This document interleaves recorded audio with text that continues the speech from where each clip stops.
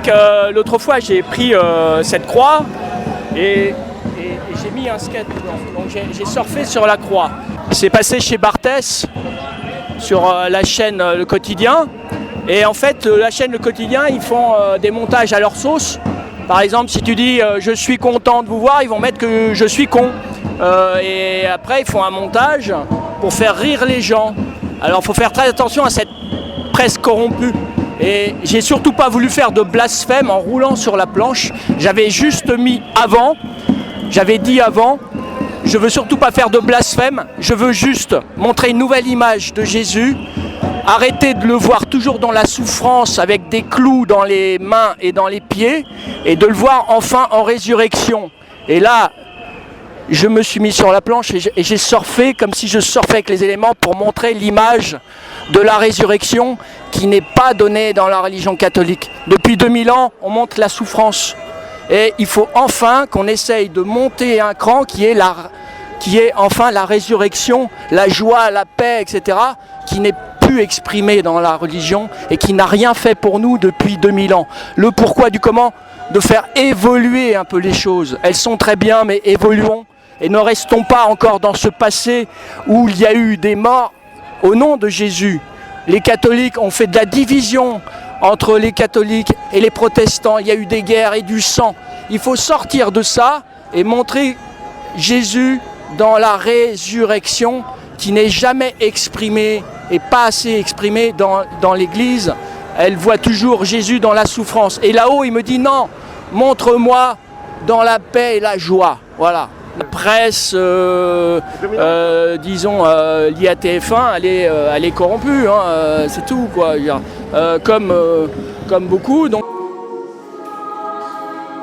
parce que Jésus était le premier gilet jaune qui a subi la première comparution immédiate, injuste, on l'a tué parce qu'il revendiquait l'amour. Et depuis 2000 ans, il y a ça que l'on traîne depuis longtemps.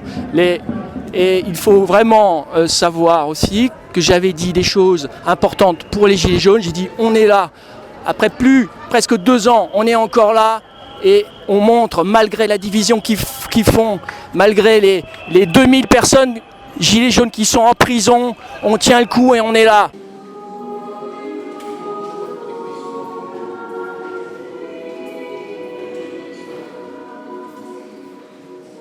Et j'avais dit aussi une chose, numérologie qu'ils n'ont mal interprétée puisqu'ils n'ont mis qu'une partie.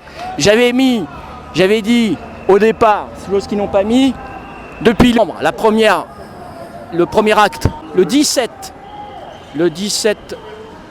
novembre jusqu'au 12 septembre que l'on a fait la semaine dernière, cela faisait 666 jours, le nombre de la bête. Voilà.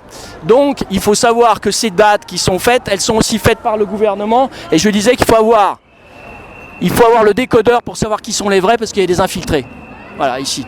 Et ce chiffre, c'est vrai qu'il faut y aller doucement. Ce chiffre représente la bête, le diable, etc. Et par hasard, j'avais dit aussi un autre chiffre, c'est depuis le 18 juin, l'élection du parti de Macron, jusqu'à l'incendie de Notre-Dame, ça faisait 666 jours, le chiffre de la bête. Après, les gens cherchent par eux-mêmes. Pourquoi je remets en cause aussi l'Église?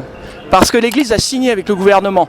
C'est-à-dire, je ne sais pas si vous voyez, mais à un moment, il y avait beaucoup d'articles sur pédophilie dans la religion catholique, etc. Il n'y en a plus, parce qu'ils ont signé. Ils ont forcé maintenant l'Église à mettre le masque. Donc, ils ont signé. Donc, c'est pour ça qu'il y a des bonnes choses. Je ne dis pas que l'Église est corrompue. Pas toute l'Église est corrompue.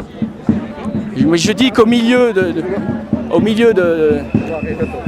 tout ce côté négatif, heureusement, il y a encore des gens saints, il y a encore des vrais catholiques qui prient, et il y a même des gilets jaunes catholiques qui sont vraiment à fond dans le combat et qui agissent.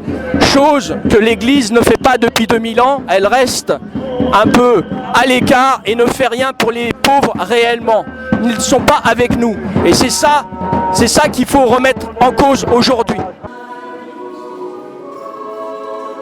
Voilà, ouais, pourquoi Dieu ne veut pas de flèches? Mais parce que, en fait, l'incendie de Notre-Dame a été fait pour cela, pour désacraliser l'endroit le plus sacré du monde, qui a été fait par à l'époque, des vrais maçons. On les appelait les francs-maçons, mais les vrais. À l'époque, il y avait des vrais ouvriers.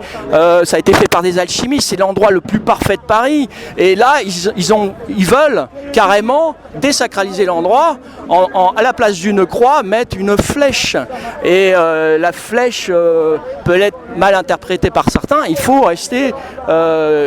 c'est comme si cet incendie a été prémédité pour en arriver là, quoi, c'est-à-dire à faire une flèche à la place d'une croix, donc désacraliser les endroits spirituels.